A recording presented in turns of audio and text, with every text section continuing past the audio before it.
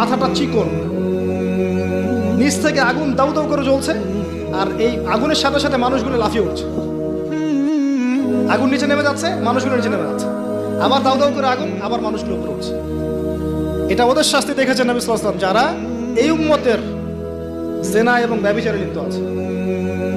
আর আপনাকে আমি বলে রাখি, শুধু সেক্সুয়াল সম্পর্কটাই জেনা না, বরং ওই যে আপনি কথা বলছেন, ওই যে কফি খাচ্ছেন, হাতে স্পর্শ করছেন, চুল ধরছেন, জড়িয়ে ধরছেন, প্রেমপত্র লিখছেন, সবই জেনা টোটালি। এই প্রতিটা কাজ স্ত্রীর সাথে করলে প্রত্যেকটা কাজের বিনিময়ে নেকি পাবেন আপনি। আর এই প্রতিটা কাজ আপনি ওর সাথে করলে আপনি প্রত্যেকটা কাজের বিনিময়ে জাহান্নামের দিকে যাচ্ছেন।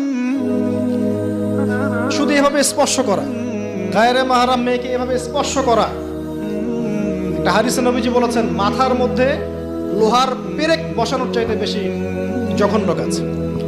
মানে একবার করে স্পর্শ করার শাস্তি হচ্ছে